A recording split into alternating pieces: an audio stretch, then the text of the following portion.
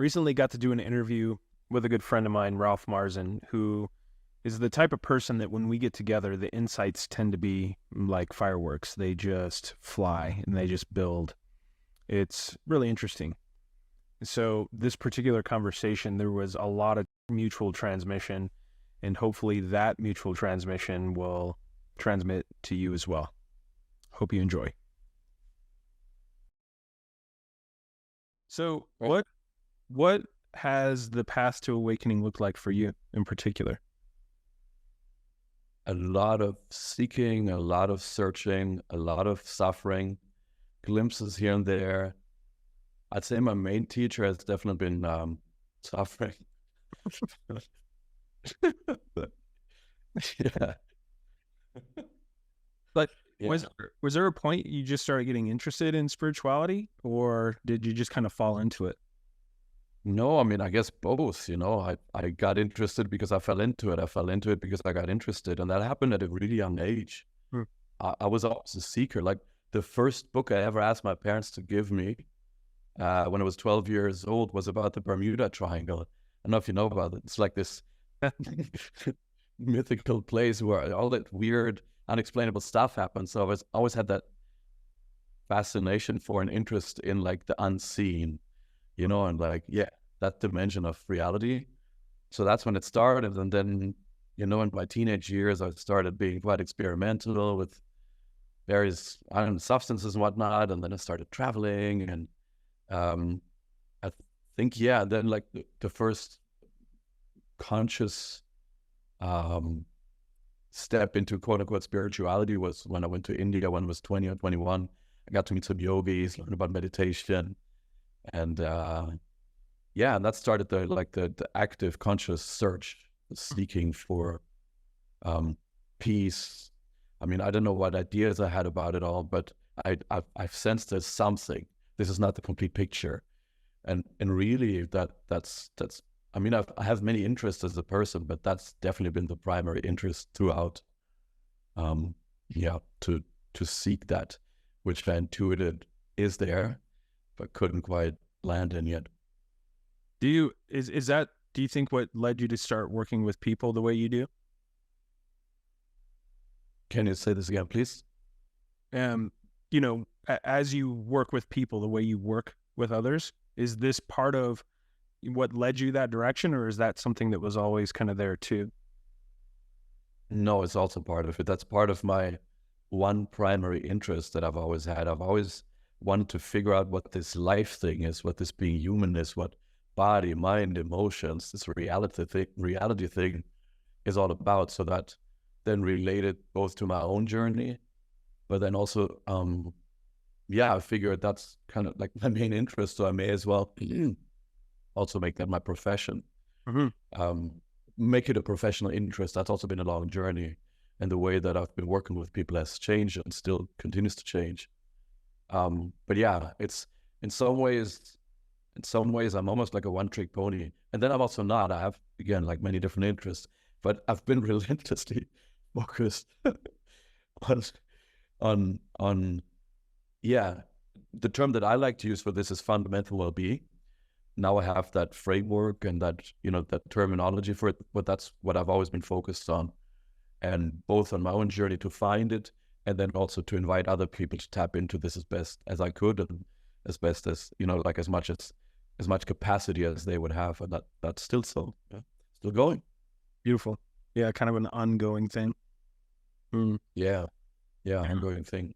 Something we chatted about last time we met was the aspects of, you know, relationships, romantic relationships, and the bits and pieces that tend to arise there, you know, and it seems to have become a theme. I've heard a lot about that from a variety of different people I've been working with, about how something seems to show up in that particular venue that enriches or enlivens the experience.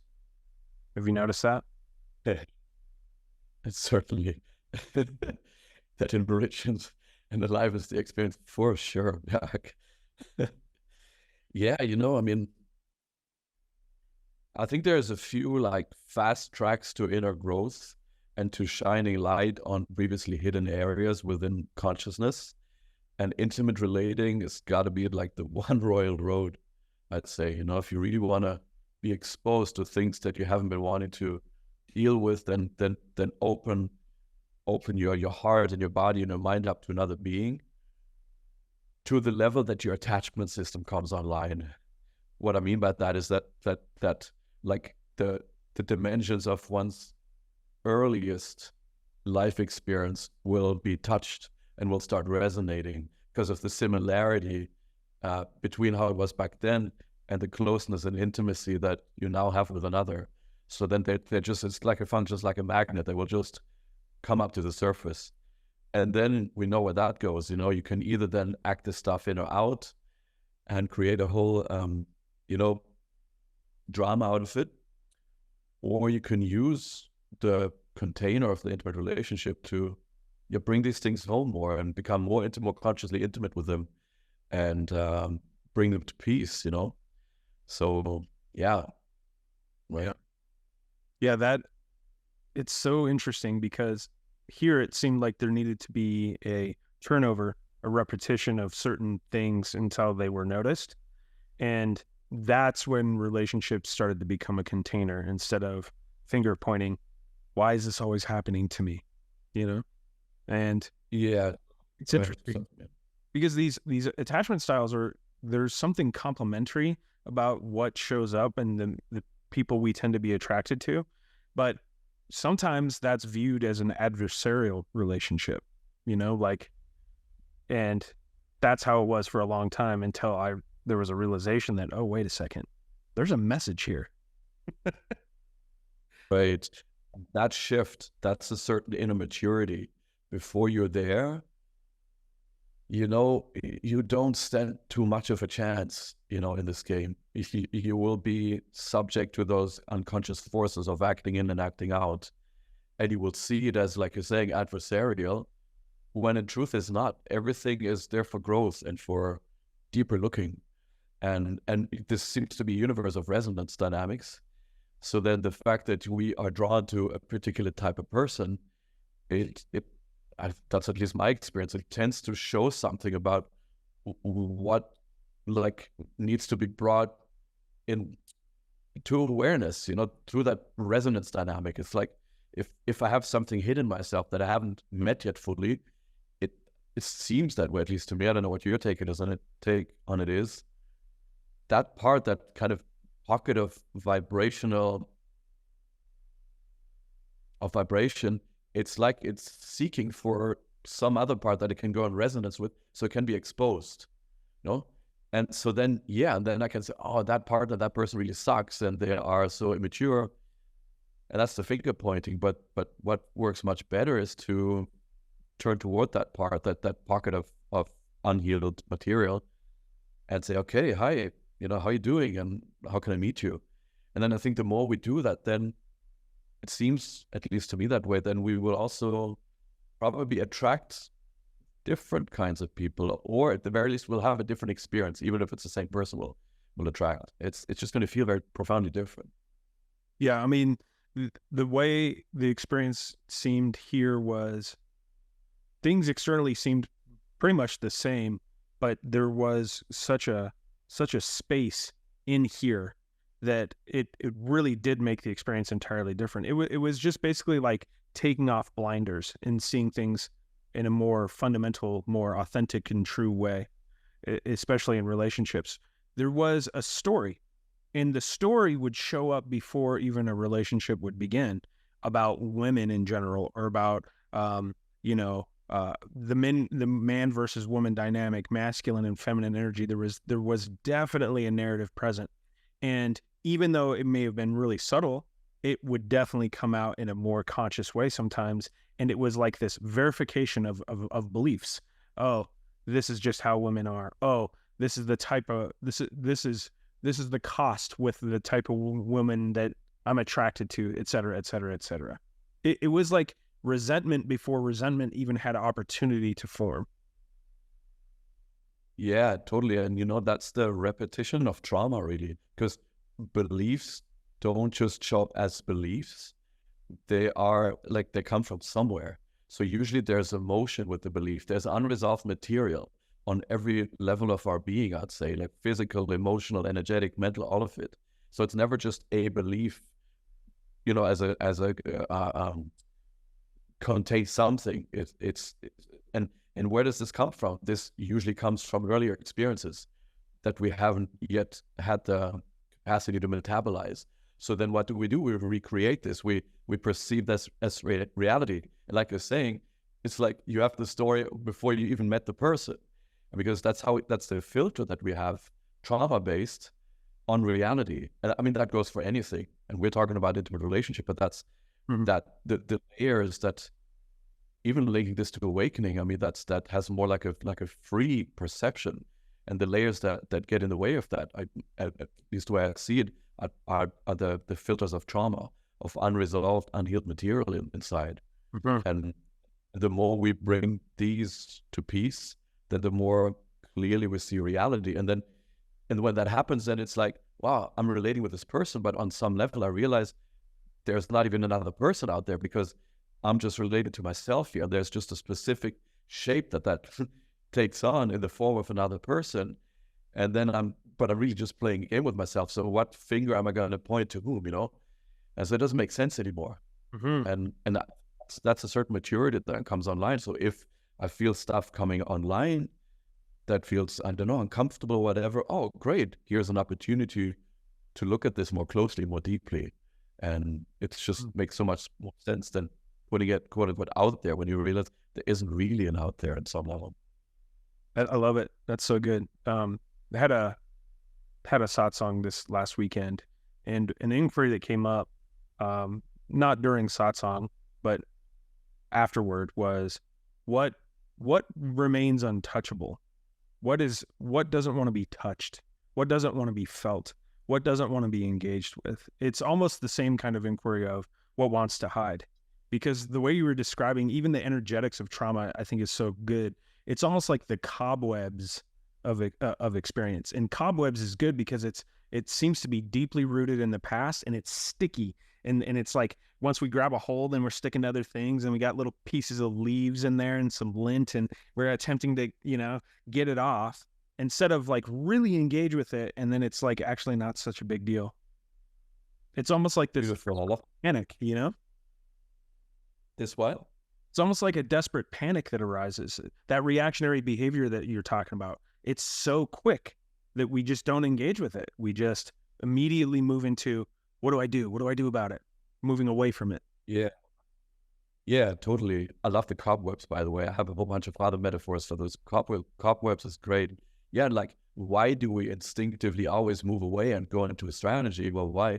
Because back when this first arose, that original situation, we were, excuse me, we weren't equipped to deal with the intensity of the feeling and the sensation. Totally. And so our system got hardwired basically to that each time an echo of this experience arises, whether it's on the belief level or emotional sensational level, it's like, okay, let me take the next exit here. Let me go into some kind of strategy, acting in or acting out, so I don't have to feel this, because my whole system was hardwired to never feel this ever again, because it feels overwhelming. So, of course, the update hasn't happened, that now we're grown up and we have way more capacity. Hey, I can actually take a pause and lean into this thing, even if it's uncomfortable. I have way more capacity than I did back then. And that's part of the work, to teach the system that, hey, I don't have to be as instinctive anymore to like immediately take the next exit. And of course, awakening, whatever however you hold that term, is super helpful with that, because why? You have way more space and therefore more capacity. Yeah. This is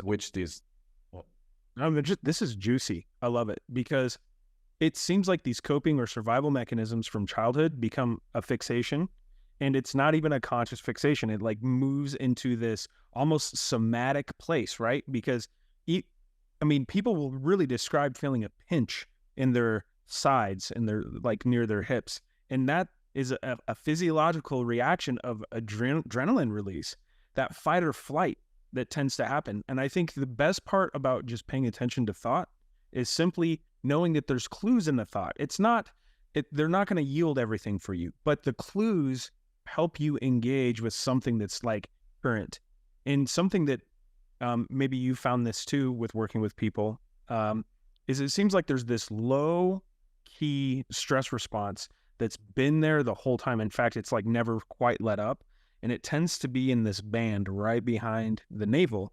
And as people become more engaged with what they feel all the time, no matter what the feelings are, they start becoming more aware of that contraction, if you will. And still, there's no judgment on contraction, but you can feel it. And to become aware of that, you can basically see where identity lives. That's the last vestige of identity, is right there. Yeah, beautiful. Yeah, identity sits in so many layers of one's being. I don't have a better word. Yeah, it's on the level of thought, it's somatic, it's energetic. I mean, it gets so precise. You can sometimes literally like you're saying, well, there's a contraction, I don't know, down in the right rib or something, and you follow that inwards, and it takes you right back to that encapsulated memory when you first had to like contract your body against some overwhelming stimulus or something. Like the body has an incredible intelligence, and everything, the whole like alignment, even down to the contractions and areas of collapse of the body, still carries an amazing intelligence. That was exactly what was most helpful back then to get by, you know. And the bad thing is that it doesn't just let go on its own. The body, it's like the system is stuck in time until we open up and kind of dive into those pockets from a place of more capacity, and then we can bring them home and heal them. I mean, different words for the same thing. It gets so precise, you know.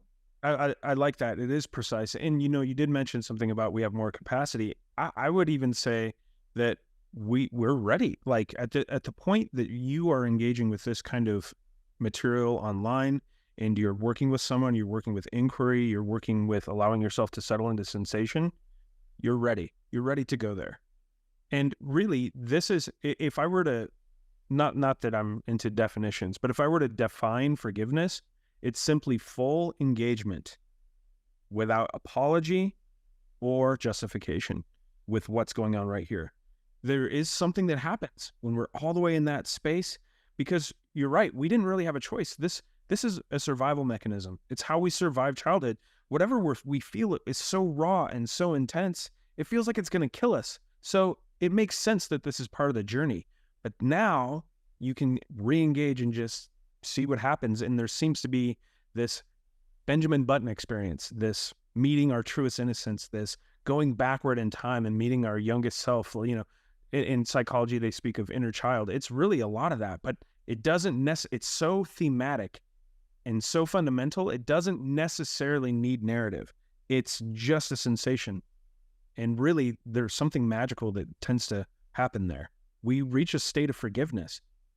It's not justified. We re-engage with an aspect of ourselves that we've attempted to keep hidden. It seems as if shame itself is the effort that the identity or whatever that part of us is puts into practice to hide our innocence. It's the effort of hiding our truest nature. Wow, that was just so beautiful. I just put that. I love it. Yeah. Shame is the hiding of innocence, the effort to hide our truest nature. And, you know, I mean, true nature, you can hold that term in different ways. One is really just our, like most childlike, innocent essence. And then also true nature as in, like I don't know how do I speak about this, like where no identity is being held on to. I think true nature, and maybe it's even the same thing, I don't know. But these layers of hiding that are really shame-based that we have learned in a journey. And it's actually so painful. And I mean, it's always painful. And then it's a lot of times it's like, as we work through another layer, that just becomes integrated or falls away. Actually doesn't fall away, it becomes integrated. It's only then that we realize how painful that's actually been all along. It's just been like water to a fish. We've never known that it could be different. It's like, you know, when you are in a noisy environment and you go to a place that's really quiet, it's only then that you realize how noisy that was. When these layers fall away, it's like, oh, this feels so much more authentic and spacious and at peace and quiet. And it all happens through meeting those places. And here's the thing: awakening doesn't spare us from doing that work. I think many people have that idea that's like, okay, there's this awakening that happens, and then you just cook, and it's all done, and there are no pockets left, and all your trauma is healed, and that's, in my experience, is complete nonsense. And so I think, yeah, we can do this work from a fundamentally different place for sure, and the deepening, the healing, the ongoing integration still needs to happen, probably until the day that we die, even if we've had an awakening. I don't think there's an end to it. It gets subtler and subtler and subtler. More so, oh man, I didn't see this, I had never seen that. Wow, that was there, you know? But there's also, I think, a deepening willingness to engage with that work, and it's like a humbleness. It's like, okay, all right, okay. You know, less resistance. Yeah. I love that. Yeah. I mean, in that kind of honesty that's just the most honest we can get. This never stops unfolding, whatever it is. Even if it seems to have an essence of identity. I think it was Maharshi said, or it might have been Nissargadatta, I can't remember which one, so I apologize for that. But it says, as long as I remain alive, I must remain vigilant. And that we're talking about this type of immersion and this type of engagement. There is something that tends to happen, though. It's almost like a muscle. You know, we begin to work out, and the first time we work out, there's a lot of soreness, there's a lot of hesitation around it. But as we go, little by little, it just becomes an effortless practice. Not even really a practice. We actually look forward to it. So it's like an aspect of our existence. It's very, very similar that once we start engaging, it's like we're always engaged. And so whatever arises, it's not even seen as a problem anymore because we're already engaged. It's just part of this. That's it. I love it. Beautiful, Josh. Yeah, I love it. It's exactly like that. It's not like we're always engaging. We're already always engaged. And I mean, for me, that it's almost like because of the relentlessness of my interest in this, it's almost like that was already the case before that shift happened. This always engaged, always willing to look, okay. So that was the case. However, since that shift, it's different because it's like you couldn't even turn this off anymore, even if you try to, because it's like this. It's almost like a light is just turned on, and that's just there. And so but then you can almost like sit on the dial. It's like sometimes, for example, in my relationship, when some trigger arises and I feel, some kind of contraction, then I can like turn up the light and really take some time. Like, let me just feel into this, you know, consciously, intentionally. Whereas other times, I don't know, when I'm shopping, it has a different kind of quality of intensity, but the light is always on. The conscious knowing of what's happening. It's like that. I think with the shift into awakening, that's one way I could probably define it. You just can't turn that off anymore, you know? That's beautiful. Here's a metaphor, since you're a fan. You can't unbreak the egg. That's true. That's really true. Yeah. So then the looking is no longer an effort, or like I'm now needing to engage. Yeah, like I say, the engaging is happening. It's because it is. Yeah. I like the way you put it, because the light on, that's really nice. It seems like once we reconcile with that type of, there's an attention that for I think a lot of human beings, especially modern anyway, have bypassed the attention to what's being felt. And it makes sense as a survival mechanism. That's another thing. That's where empathy and recognition that even the identity in these mechanisms stem from innocence as well, where it's just doing the best it can. It thinks it's helping us, right? So there's no need to make it an adversary, even though that can be part of the path for people. Just remember, as you keep going, you start to see that it doesn't know any better. It can't feel. It wants to help. And then it's like, oh, it's not it's us. It's like this little kid, this little Sisyphus pushing this boulder, you know? And we eventually take that boulder and we put it on the other side of the mountain, and then that little child finally gets to rest. That's what we could just call integration, where it's no longer fighting nothing, because that's what it starts to feel like. Is it's an effort for what? An effort for what? Fighting what? What's there to push against? And then it just starts to slow down. So kind of like the light, you know, that you turn on, the light switch breaks as soon as you turn it on. You're like, oh, I guess this is on. It's also like flipping the ceiling fan. I don't know who, that might have been Maharshi too, but he said it's like turning off a ceiling fan. It still has some momentum for a while, but eventually it just reaches stillness. That's beautiful. You know what though, with the ceiling fan, it's interesting. I'm not sure if that's always the case. Okay, so like you turn it off, the ceiling fan. I don't know if that was where you're going with the metaphor. Okay, so like an awakening happens. That means, okay, you turn the ceiling fan off. But does it really automatically just kind of like slow down and it comes to rest by itself? I'm not sure. I think the mechanism of what is called psychologically speaking splitting can be so subversive and so subtle that even in shift into awakening can not heal like these more subtle dynamics of splitting. So basically, I know people who have clearly had a major shift into awakening, where I feel like, wow, it's almost like they haven't really. There's so much splitting still going on from the unhealed process in the body mind, and it's almost like you can hide out just in the spaciousness of the shift into like awakened consciousness. But it's almost like, so maybe like a top-down awakening. You just like wake up here, but all that integration through the layers downwards. Yes. It's not comfortable work. Even if you've woken up, it's not comfortable work. It's like you get to meet these places, then it's going to be edgy at times. And I know people where I have the sense it's more like a hiding out in the spaciousness, but actually it's a subtle but quite strong splitting dynamic. It's wide and spacious, but all the edgy stuff, it's like, it's still a bypassing that happens.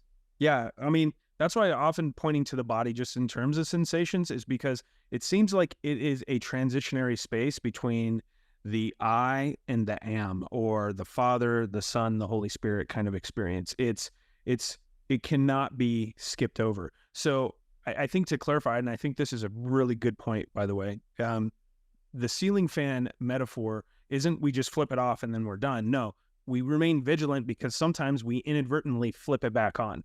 And so then we go, flip it back on. We go, oh crap, I got to turn it off again.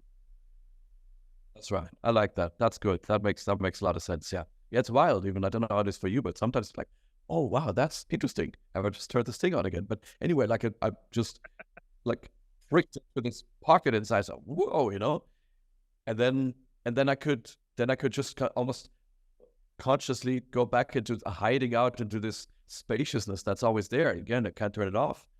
But it's something tells me that's not integration. Integration is to dive in. Yes, and face what's there.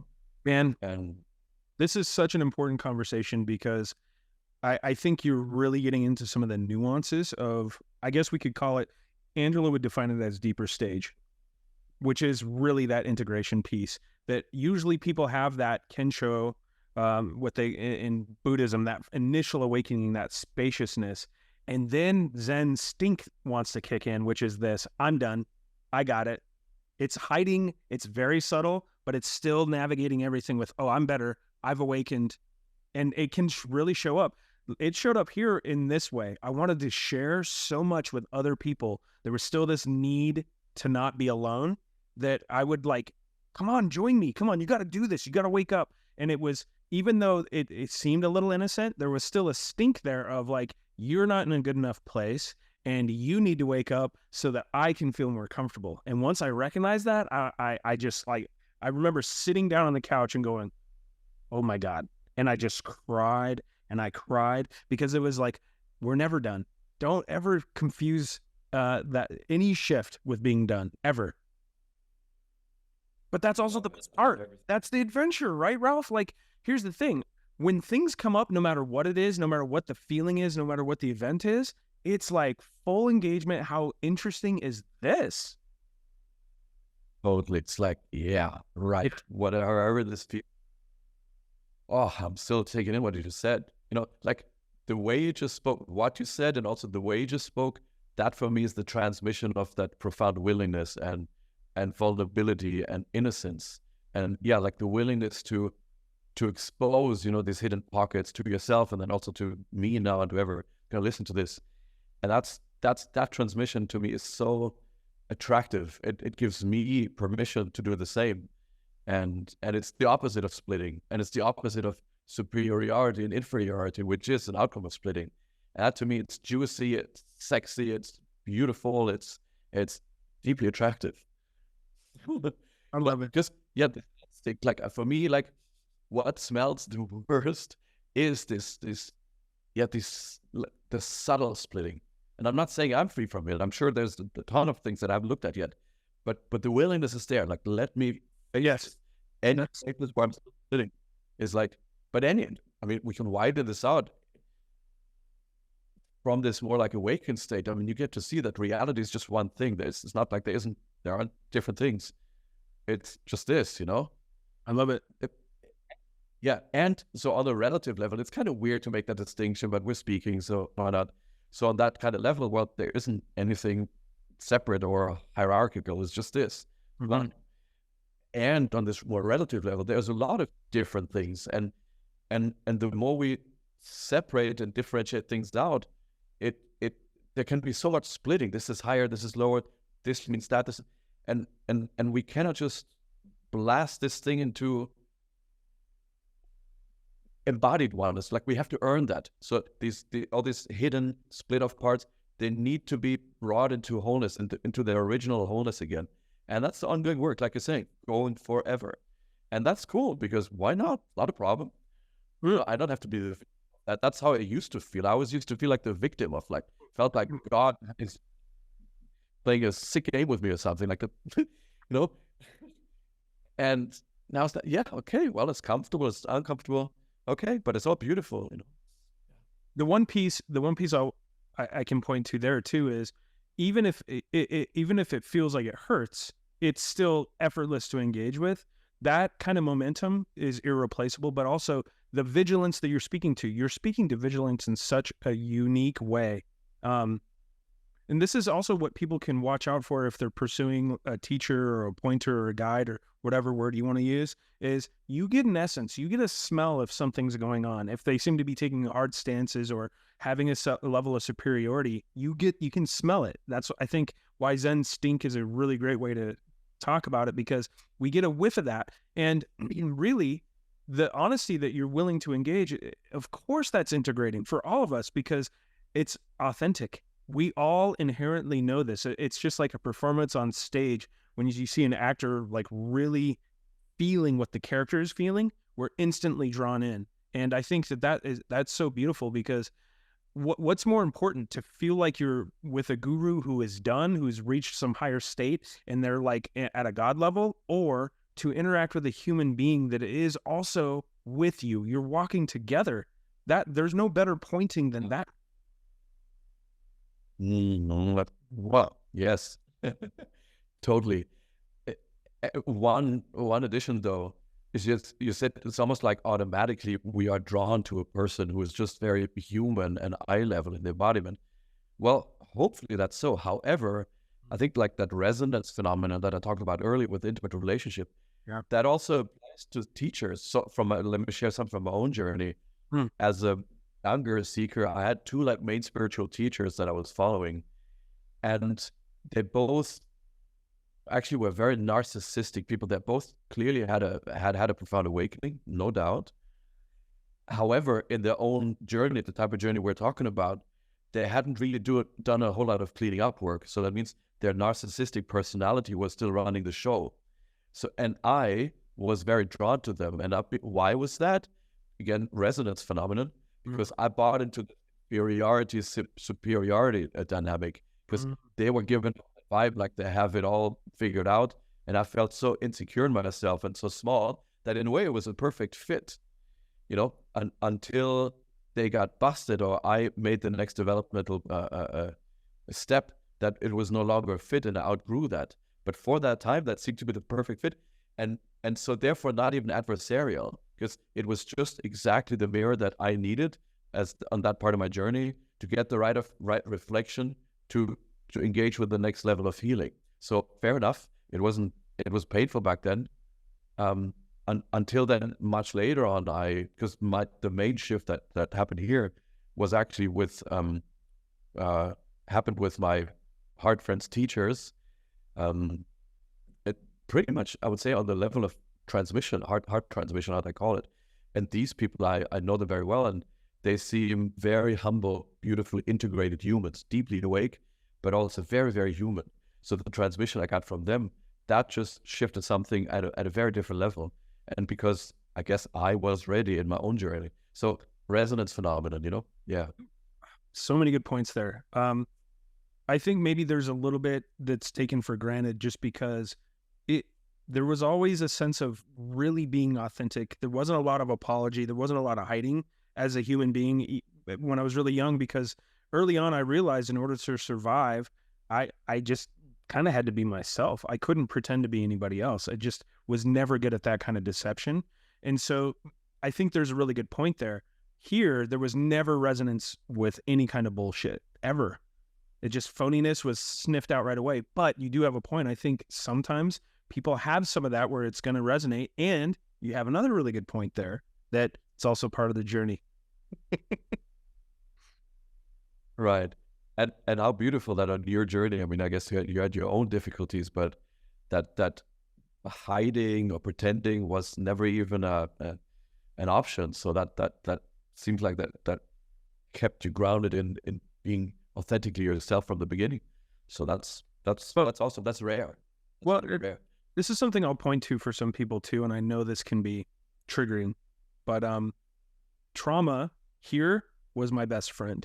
It was absolutely always my best friend. Anytime I was running from it, that's where there was difficulty. But when I started to engage with trauma, it was all of the pieces that seemingly were out here that I couldn't find were already present, and I just wasn't willing to see it. And not that I'm saying go get traumatized, but, Angelo and I had this conversation pretty recently, and he's like, sometimes I have to tell people that maybe you need to suffer a little bit more, because they do get to a place of limbo, where they're just, it's not quite uncomfortable enough to engage with something, but it's comfortable enough to just be like, okay, all the time. Yeah, so, totally. Yeah.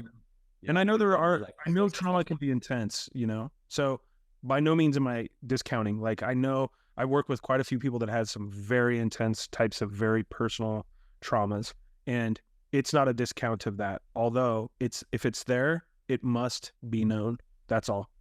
You just must know it, because really this comes down to disassociation. Definitely disconnection. That's the fundamental essence of trauma, is disconnection. And whether you are just engaging with that or with your own journey on the level of feeling a bit better in yourself, or whether you have to focus on awakening, it's the same thing. You have to meet what you have been running from. And you're right, let's not make this like a calling for suffering. It's not that. But you're right, it can be quite comfortable and convenient if you're just getting by easily, because suffering is that's definitely been the case in my own journey. Suffering is the incentive for awakening. It's like, it's something that's got wrapped you by the neck, and it's like you're just needing to find a way out of this. And so looking back, all the suffering, I bow to it in deep gratitude. Oh my God. As friends, it was best. I mean, getting to the point of pure nihilism where I had reached a place where I didn't even feel like enough motivation to kill myself anymore. That space right there was one of the greatest teachers of this experience. Not saying that everyone needs to get to that space, but if you find yourself reaching nihilism, just know that nihilism and emptiness are very close. One is just not very engaged. So from nihilism, if you engage, you can get blown wide open. And that's kind of what happened when I met Angelo. I just didn't give a shit about anything. So I didn't have any future results. I didn't care about past. It was just meh. But then something just opened up, and there was nothing in the way, because I'd already reached a state of don't give a shit. And once that opened up, it was like, I don't know how to describe it, but I think it can be unique that way. Awakening, they say in Zen, awakening happens by accident. And really, we can almost cultivate the soil. I brought this up at the satsang too. We can almost like create the environment, but we don't get to determine if the seedling grows. That's true. That's so true. Yeah, there's this other metaphor with the, it's like, I don't know, the mast on the ship. We don't know ultimately we're out on the sea, but we can at least set our sails and have that mast on the ship. And then who knows? Ultimately, it's based on grace, I guess, to use that word, or I don't know, mystery, say the least. But I mean, where does it even come from, that interest in awakening that I, for example, have had for so long, or somebody else? I mean, I don't know, is that earned? Is that a karmic thing? Ultimately, I don't know. But when it's there, when that flame is burning in a person, it seems that way. And this is where it's linked to suffering. You know, that other metaphor, it's like if you really want awakening, you've got to want it as much as the man or the person with the hair on fire who's wanting to get to that lake. Oh, and or the beard. Yeah. Yeah. It seems to be that, but then maybe that's also not completely true. Other people just wake up like that by accident. Ultimately, it's a mystery, Yeah, there's a good point though. I think wanting it in that way, there's a diligence that tends to follow or coincide with that, and that diligence is important because we got to keep associating, keep checking in, keep connecting, and that can also become a fixation. Just like everything, there's such a fine line there. This connection. I like that you brought that word up because maybe that's the best way to describe what love feels like. It's intimate connection. And you know how there's this trope that goes around that says, before you love anyone else, you got to love yourself. I think that's on the surface widely misunderstood, but there is something to connecting deeply within whatever this universe seems to be here that feels quite a bit like love or compassion. And that immediately almost like blossoms outward with everyone else. There is something to that, but it starts with that connection of even the things that we've really dug into shadow today. If we want to call it that, however you want to look at it, I don't really care what the term is, but the things that we don't want to touch. And I think that's where you find connection. Yeah, beautiful. Because in a way, connection is 360 thing. And again, from the more like awakened perspective, there isn't inside or outside. There isn't separation between this and that. There's just disappearing. So connection is a 360 thing. And on this kind of human or relative level, how to put this? It's like, yeah, you're right. I agree with you that the places where we need to reconnect, they have to do, with these trauma pieces. And then naturally, as we find more integration there, it spreads out naturally more. It's not like we have to, in the morning, make a plan. Oh, today I'm going to feel more closeness and intimacy with what comes to me. It's just a natural outcome of deepening intimacy in the totality of existence, I love that. So it's a 360 thing. Yeah. And that's kind of, the pointing when it comes to thoughts too, is we don't need a predicate thought for the experience. It seems to be already happening. And I know oftentimes we're looking at like relative and absolute reality and internal and external world, but that's only a pointing for those who haven't quite touched that. Engage where there's always somewhere to engage. And you're absolutely right. There really is no split. There's no internal or external. Ultimately, maybe none of this exists. That shows up quite a bit too, that everything at the center is absolutely empty. I was taking a walk and anyway, beautiful gardens here. And I was also, I don't know, I found myself exploring into that, like it was wild. There was almost like a rapid, quick fire oscillation between existing and non-existing. And it's so quick that it became into this one non-separable thing or experience. And also like, does this exist, does not exist? It's just this, I mean, I don't know. It's the mystery ultimately, but you know what? Here we are. It's good to play the games best we can. And this thing, in a way, on some level, it totally exists. And I'm here, I'm my person, and you're there. And let's try and have a good time together as best we can and bring things to peace and love each other. So, that's, I think, ultimately, that's the best way how we can make use of this precious human mysterious life that we got given, even though it may not really exist on other levels. That feels Like so what it- innocent though, that just that attitude, that energy, that approach, that acceptance, it just feels so innocent. And yeah, that's kind of showed up here too. Best we can do is play. Might as well make it a game everyone wants to play. Totally. Here's my favorite quote that I've quoted so many times. It's by some Roshi guy, some Tibetan teacher, I forgot, but it's like, how does it go again? Yeah, we are all children walking through this strange land between birth and death. None of us knows much. Best we can do is stay close and hold hands. Oh man, And I mean, is that beautiful? You know? that's beautiful. It actually feels like that all the time. It really does. Like I just want to love everyone, and it's totally not like it used to be. Like, no, I don't need anything, like nothing. Please don't even think or put effort into giving anything. I just be open for it. Let me hug you. Let me just give you a big hug. Very nice. Yeah, and whether that actually translates into action or not, like, do you actually walk up to the person to give them a hug? But it's like just this immediate recognition of innocence, actually, in everybody around you, no matter how awkwardly or clumsily people behave. That's another thing that goes with this shift also. You can't turn that off anymore, I feel. Seems like the same for you. Just and even if, yeah, sometimes, like, I don't know, somebody does something, it's like, it creates a contraction, that can happen. But this recognition of innate innocence, that can't go in it anymore. And then, yeah, from there we engage, and yeah, as best we can. Something that showed up fairly early on was when there seemed to be conflict outwardly, especially with people I didn't know, just anything like, maybe accidentally pulled into somebody's parking spot, and the way they would react, the first sensation that came up every time was a feeling like I wanted to cry. And so I started experimenting with that, and I would like cry, and I would like still be engaged with the person. And it was like instantaneous, simultaneous opening. As soon as they would see that, they would like all of a sudden soften.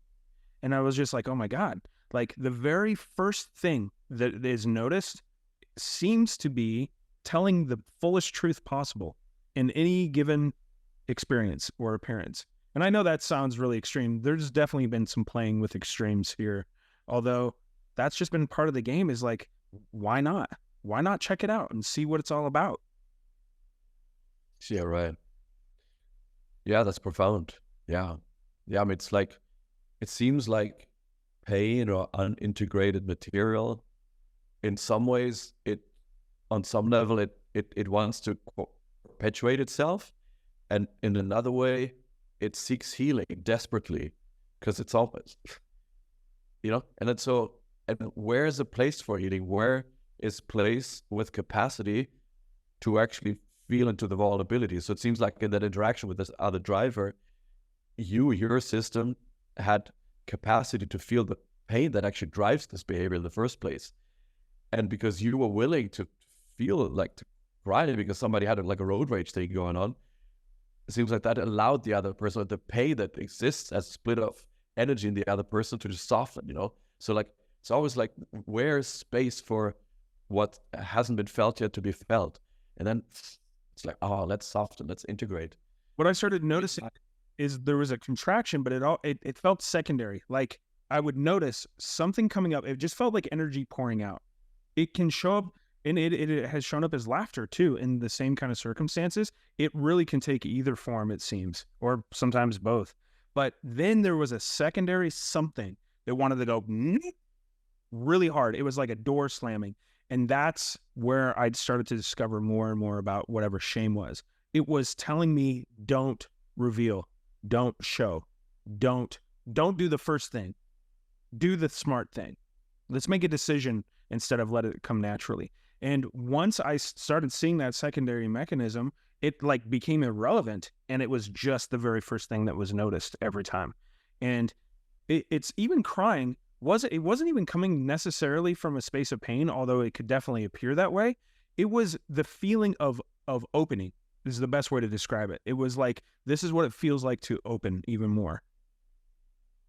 Yeah, and here, where's the distinction between pain and opening? It actually just becomes, it's an experience, but it's just like that in the fully opening to quote unquote pain. What is that even?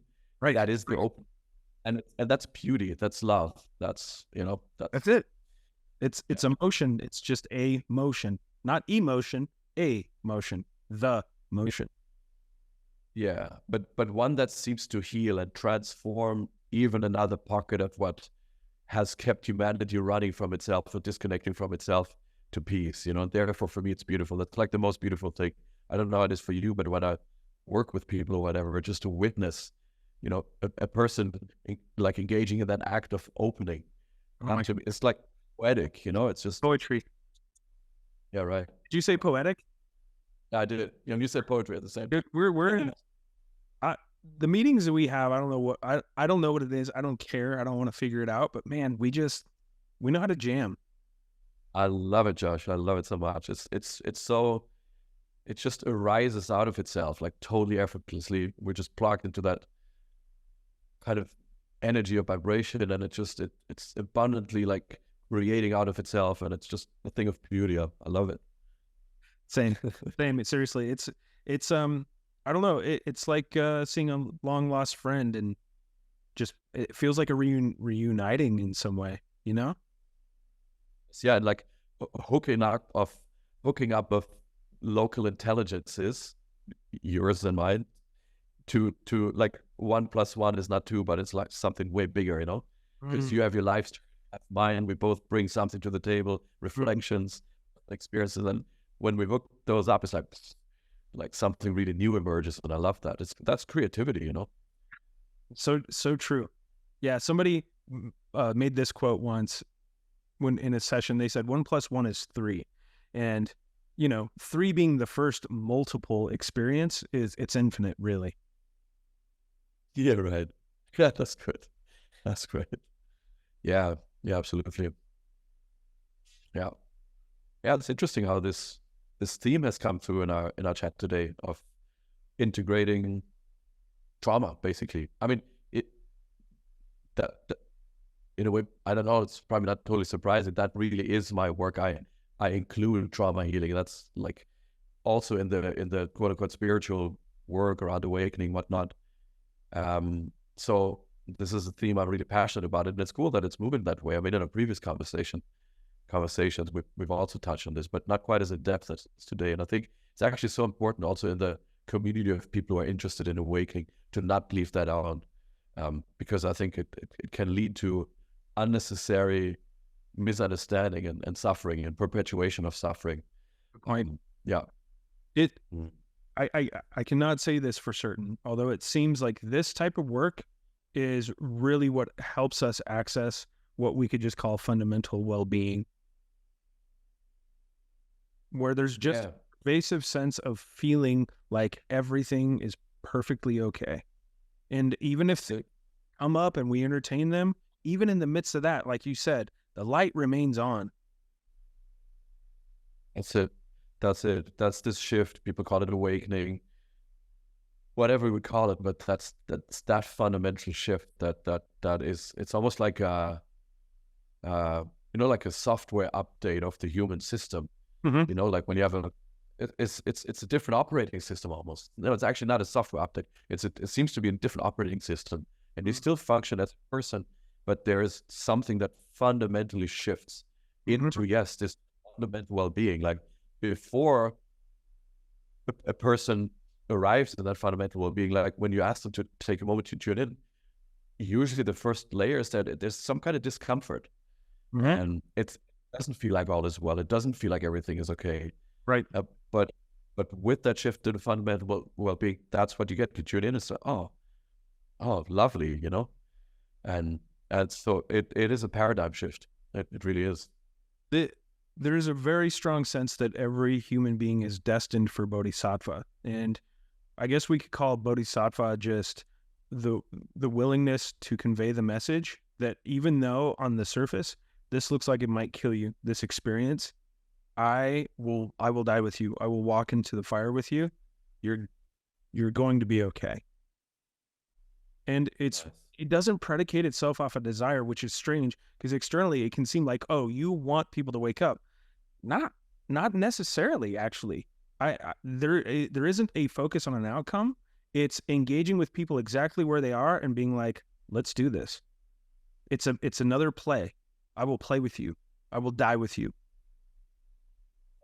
I love it. This is so profound what you're saying. And like my background is in psychotherapy. I teach a method that's called NARM, which is a developmental trauma therapy. It's really awesome stuff. And I've worked in the field of psychology and psychotherapy for many years. And basically that's like probably what you just spoke to is like the most important and fundamental position or attitude that we try and like convey to people who learn this. And you just have such intuitive, natural access to this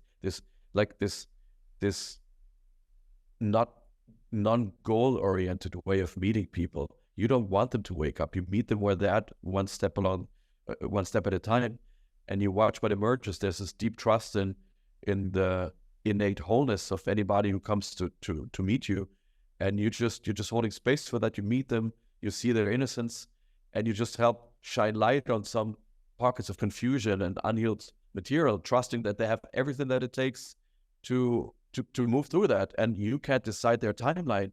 And that's just to me, it's such a respectful way of meeting the people that come to work with us. And it's not like I don't have an agenda for you. It's like that would be so disrespectful and arrogant. Like, what do I know where you should be? But I'm willing to meet you fully, and I'm, like I say, I'm willing to go into tremendously challenging territory with you. I'm, like you say, I'm willing to die with you. It actually feels that way. And that up to you, but not for a specific outcome. Would I wish for you to feel peaceful in your life? Yes. But it's not up to me to decide how you're going to get there and when, what your journey is supposed to look like. It's a non-centered approach to meeting people. It's strange. There's a sense of even becoming them to some degree, but like from a space of the light, like you're speaking of, like this, there's an awareness there, but it isn't absorbed. But also, could you possibly come up with a better definition for love than what we just spoke to? No, actually not. It's that willingness to meet somebody fully and openly, 360 in the moment, without having an agenda. I mean, yeah, I guess that you could call that love for sure. I mean, yeah, we can call it compassion or whatever, but that's exactly what love seems to be. Yeah, totally. And linking this back again one more time to the early developmental trauma piece, if we don't get that particular transmission as children, which most of us haven't got, then we will be looking for that. And we will, and something in us knows that something is off because I didn't get that download, which I guess should have been my birthright, or maybe not. But like, if the people that raised us were deeply awake and heart-centered, then they would have met us just in this very way that you and I have just talked about. But since, again, for most of us that hasn't happened, it feels incomplete. And then we begin to use defensive strategies, protective strategies to get by.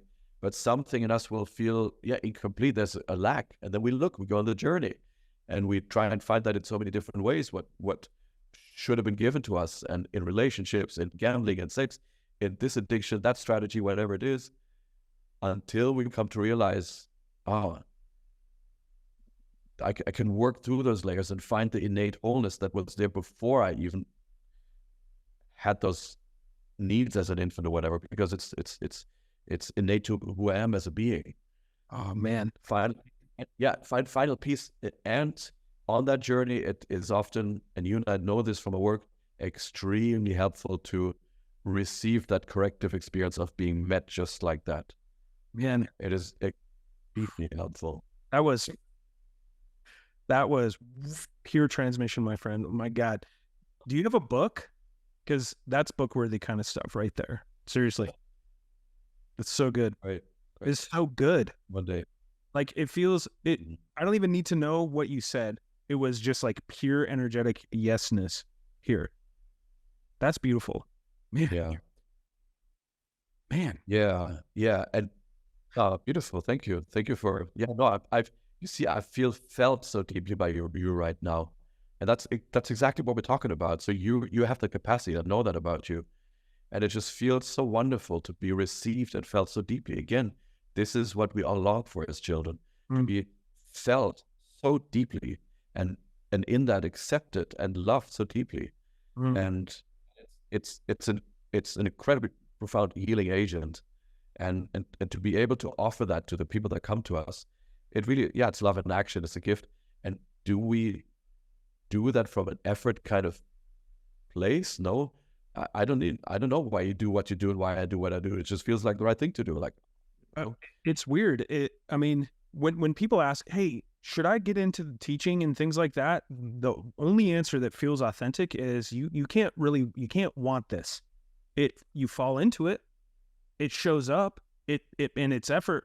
But if there's like this desire to pursue teaching in that way, then pay attention to where that's stemming, because it's probably another message for you. Because it was only an invitation that this came, and then it was like, oh, duh, yeah, this is the thing. It's that doesn't sound very much based on willpower and egoic needs. Yeah, And there's all these things. There's these bits and pieces. Like Angelo continues to refer to me as the walking red pill, which I laugh at, because I'm like, it feels like a test. I'm like, what are you doing? What are you doing? But there really isn't, I don't know. It's this right here is that all that seems to matter.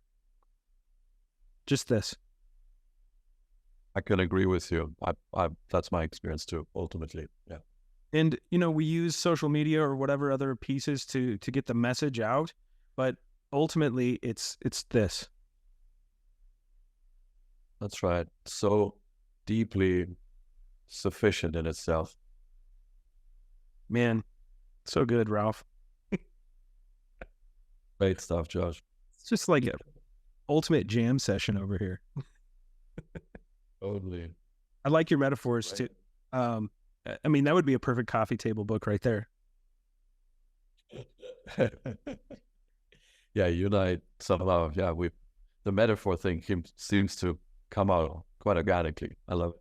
Metaphors are great because it touches into theme, and it isn't really detail oriented like a lot of thought. Themes and sensations in this like very somatic experience, there's definitely a crossover there. And metaphors are a powerful theme inducer. Nice. Theme inducer, right. Totally.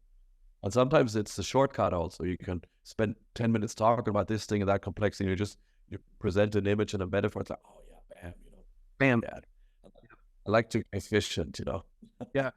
The last time somebody asked if I was going to write a book, I said, well, it just comes out so succinctly, wouldn't be very long. It'd probably just be a bunch of metaphors, Yeah, right. Sometimes I actually even tried it a couple of years ago, because I noticed I've given so many sessions, and in the sessions, a lot of times really cool metaphors would come out. And I'm like, whoa, that sounded great. That was cool. And then I would even in the session take notes and write stuff down just to collect them. And I didn't even have a specific idea what I would do with them, but I thought, this is so cool that it's worth collecting it. But then, and then one day I would write them down in that book, next time that book, then I would completely lose track. So the thing never came to anything. I get it. It can be fun. Look, coming in. Yeah, you have your cards. Yeah.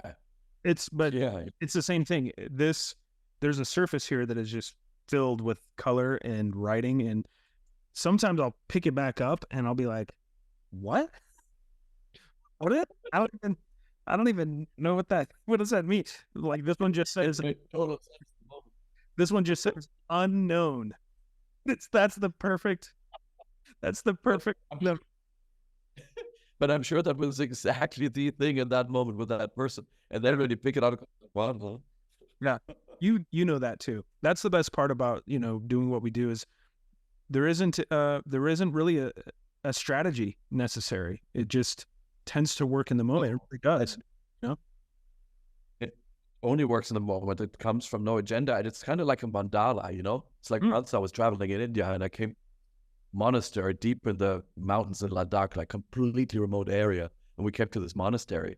And it was the day, by coincidence, where 4 monks They had been sitting for the 1 whole month making a sad mandala with like meticulous precision, sitting there, I don't know, 15 hours a day, creating this incredible piece. It was so beautiful. And just as we arrived, a few hours later, they carried the whole thing out and just gave it over to the wind. It's like no trace left. That's really how I feel about these conversations. It's done. People always ask me, well, you do this deep work with so many people almost on a daily basis. Does that stick in your system? Like, actually, not really. It's like when it's done, it's done. I'm fully engaged in the moment. And when the session is over, it's over. It's like, oh, okay. So it's kind of mandala-esque. And that's exactly the experience. And that, just because it doesn't linger doesn't mean there isn't some kind of compassion either. It's just, no. No. It's very different from I don't care. Yeah. It's different from I don't care. I only care about this person that hour, not at all. And I can think about a person and immediately feel resonance and compassion or love for them. But the content or the energetics, they stay in the moment and they evaporate in the moment. For the most part. You just described suffering to a T right there. It's all content. Right. Yeah, right. True, hey? And going back. Yeah. That's juicy though, because in the moment, if you're engaged with the content, that's okay. But then that moves on. Do you still need to carry that content with you? Totally. Yeah. And that's the definition of trauma. It's unresolved content, unprocessed, like when you eat a piece of meat or something and it stays in the stomach, it doesn't get digested. It's undigested, unprocessed, unmetabolized material. So you carry it around with you on a backpack. And part of you is here at the moment, but another part of is always pulled back because you can't fully be here. And that's the essence of trauma, identity. Yeah. It was a time in your life you needed to disassociate from an intense experience, and you've carried it in a backpack. Yeah. Yep. Here it used to be like rusted pieces of metal on a treadmill, throwing it and tripping and cutting the legs, and then grabbing it and going, oh, let's just put it back in there. Yep. Let's just put it back in there for later, because that's the only way I know who I am is by this pain. Exactly. Yeah. But then how the unprocessed trauma creates identity is the same thing. Here's who I am. It's huge. And you find this in identified groups too, groups that are all about identity, is they come together not for like some kind of common sense of love or compassion. Identified groups come together because they share common pain, and it reifies that experience. And what I'm talking about is we know those types of groups, the groups that tend to be hate oriented. It's common pain that's right. Absolutely. Yeah. And then it gets acted out. Pain either gets acted in or acted out. Unresolved trauma gets either acted in or acted out. It's only two places it can go. And so that's one. Let's hate a bunch of other people, and then it reifies the identity, like I say. Group identity seems to reduce the suffering a little bit because at least I belong. Right. Yeah. We experience a tiny bit of catharsis, but that it's a temporary experience because this fundamental belief is intact. What I would used to discover is the pointing out was a simultaneous pointing in. It was like poking the heart every time I would point. I started realizing, I was like, oh, that hurts actually. Yeah, well, then that's probably the wave of pain that you felt when that guy, throws his road rage at you, because it's painful. Yes, of course, I can dump it and hate the other person and appear to relieve myself of the pain, but at the same time, it goes out and in at the same time because it's just so painful. And so, yeah, totally. Acting out. What is there to protect? Be really clear. If there's something to protect, be clear about it. This is, this is definitely your territory in terms of how you speak to honesty. I think it's really beautiful and perfect. Gangaji also points this way. She says that even if it's petty, be honest with whatever the experience seems to be, because that's how you engage things instead of bypass. And there's something there too. Yeah, I like the word honesty. It's so simple and obvious and so fitting. I like it. Honesty. And it takes courage to be honest. It takes curiosity to be honest. Those are all totally authentic childhood. Wow. Curiosity, the antidote to protection. Because if we go, what is there to protect? And we go there, we go, oh, wait, I actually don't give a shit. Yeah. Like dispassion was an absolute gift. And that was what the meeting with Angelo really provided. In the things that were unfolding after, there was a dispassion for needing to reach any conclusion. It just didn't seem to matter anymore. It seemed irrelevant. That's right. Absurd. Like what? For what? For what? And then I saw it was like dominoes. For this, then for this, then for this. It was a never-ending proposition. And I'm like, nah, don't care. This is a rite of passage. Yeah. This is like another way we can look at truest nature is what our built-in potential seems to be, as infinite as it possibly could be. But even on a relative level, as human beings, what is our full potential? And, you know, one thing that most cultures don't really have much anymore is a rite of passage.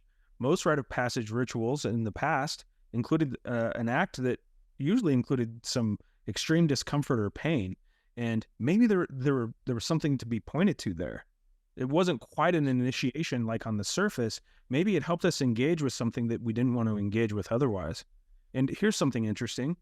In Russia, and during the Cold War, they did this silver fox experiment. And what they did is they bred 2 varieties of silver fox through selective breeding. They ended up with one that was a lot more friendly toward human beings, but they had floppy ears and their tails curled over their backs, and they were physically smaller. And then they had another extreme version that was extremely aggressive toward human beings. They had longer, pointier ears and longer, bushier tails, and they were extremely aggressive toward people. And what they essentially came to was leading into human beings in domestication. When animals are domesticated, they tend to like regress into an adolescent state. They don't reach full potential of their species. And as human beings, maybe that's very similar to what happens with this identity. Maybe identity and ego is only designed to help us survive childhood.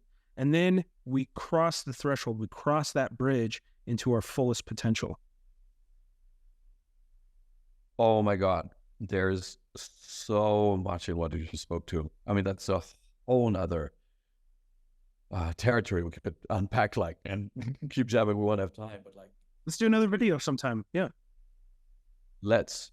And we could start right there. I mean, there's so much to be said about it on both the compared relative and the compared absolute level. Yeah, rite of passage. It's actually stuff I've been thinking about a lot lately. Yeah, totally. But maybe we'll save it for the next one. Yeah, let's do another one. So grateful for you, my friend. Oh, thank you so much. Equally. So I feel so blessed, you know, sitting with you and joining our intelligences that way. It's deeply grateful. Oh man, so good to see you. Likewise. Great insights. And yeah, I'll put your stuff, you know, some links. Might as well, you know. Yeah, I mean, sometimes I also had another interview with somebody, and he ended up putting I have 3 different websites. A couple of them aren't completely irrelevant for the kind of stuff we're talking about. Maybe I just later on have time. I send you an email with just the website, and that's all. Yeah. And then what I'll do is I'll put it together, and then I'll put it up in a way that the public can't see it, and that'll give you an opportunity if there's anything you might want to adjust, and at least a description too. Yeah. Amazing. Wow, if you're going at it professionally, I love it. Yeah. I doubt it, but I'll do it. I'll watch it, and it'll be fun watching it again. It's like, wow, this is what came on. That was, I mean, so cool. When it comes to the meat of the conversation, it just was perfect flow. There's no doubt. That was my experience. So I mean, I'll watch it, but I don't have any anxiety. It's like, oh, that shouldn't have been there. You shouldn't have said that. I should have that. No, not that. No, it's been awesome. Like, so cool, and I just love how you just flow through it. I mean, technically you did an interview, but you just, I mean, talk about not giving a shit. You just put the thing on. It's like, well, so cool. So cool. We just jammed, man. That's the way we roll. Yep. Well, great stuff. No, I feel really enriched. Oh man, me too. This is a perfect energy for the rest of this this supposed day. The supposed day. It was many years ago, as I was relentlessly meditating, studying Buddhism. There was, I don't know if you know it, the Sin Ming man. Do you know that? The 5th Zen patriarch. The great way is not difficult for those who have no preferences. Do you know that one? Yes. You know that one, right?